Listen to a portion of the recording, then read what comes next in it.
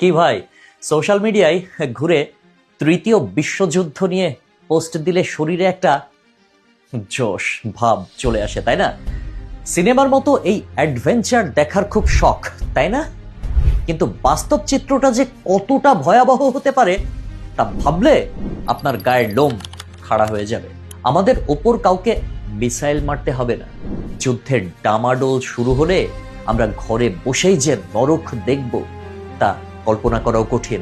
বিশেষ করে আমাদের দেশের জ্বালানি মজুদের যে বর্তমান অবস্থা, তাতে কোনো যুদ্ধে সরাসরি জড়িয়ে না পড়লেও কেবল সাপ্লাই লাইন বন্ধ হয়ে গেলে 1 থেকে 2 মাসের মধ্যে দেশে চরম দুর্ভিক্ষ দেখা দেবে।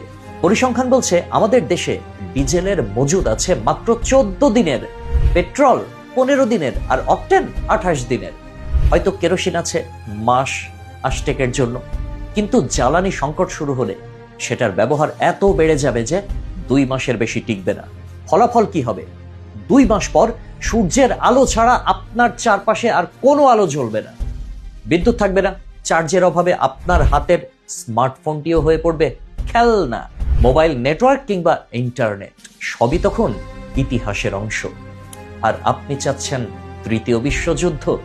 এমনকি ব্যাংকে বা এটিএম বুথে আপনার কোটি টাকা থাকলেও তা হবে স্রেফ কাগজের টুকরো, কারণ বিদ্যুৎ আর ইন্টারনেট ছাড়া টাকা তোলার কোনো উপায় থাকবে না।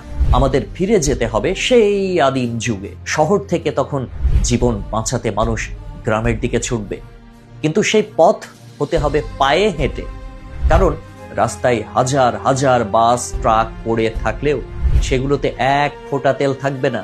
কেমনে চলবে তখন? হাসপাতালে জেনারেটর চলবে না, ফার্মেসিতে জরুরি ওষুধ মিলবে না, গ্রামের পুকুরের মাছ আর কৃষি জমি হবে বাঁচার শেষ সম্বল। কিন্তু সেখানে পৌঁছানোই হবে এক বিশাল লড়াই। যুদ্ধের প্রথম পারমাণবিক যখন ফাটবে, তার কয়েক ঘন্টার মধ্যেই সুপার শপ আর বাজারের সব তাক খালি হয়ে যাবে। অসাধু মজুদদাররা সবকিছু লুকিয়ে ফেলবে।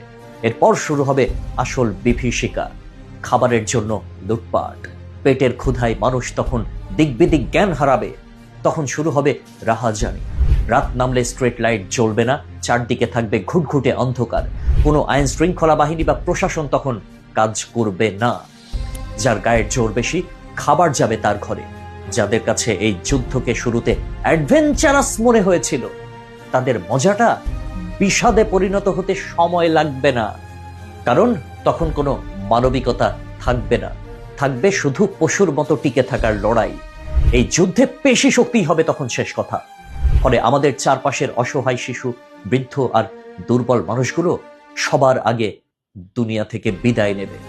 একটি দেশ কেবল বোমার আঘাতে শেষ হয় না, একটি দেশ শেষ হয়ে যায় যখন তার খাবার ফুরিয়ে যায়, জ্বালানি শেষ হয়ে যায় আর সাপ্লাই চেন বন্ধ হয়ে যায়। তখন ফেসবুক বা টুইটারে স্ট্যাটাস দেওয়ার সুযোগ থাকবে না, থাকবে শুধু একবেলা খাবারের জন্য হাহাকার। যুদ্ধ মানে বীরত্ব নয়, যুদ্ধ মানে এক ভয়াবহ অন্ধকার যা কেড়ে নেয় আমাদের বিবেক আর সভ্যতাকে। তাই যুদ্ধ কামনা করার আগে অন্তত একবার ভাবুন, সেই ধ্বংসযজ্ঞ সইবার ক্ষমতা কি আমাদের আছে, কিংবা আপনার আছে? যে আপনি প্যান প্যান ঘ্যান ঘ্যান করছেন, ফেসবুকে স্ট্যাটাস মারছেন, ওয়ার্ল্ড ওয়ার 3 চাই, এই চাই, সেই চাই। একদম আপনার মগজের ভেতরে কথাগুলো ঢুকিয়ে দিলাম। নেক্সট টাইম আপনারা আর কখনো ওয়ার্ল্ড ওয়ার 3 চাই এরকম কথা বলতে আসবেন না। আল্লাহ হাফেজ।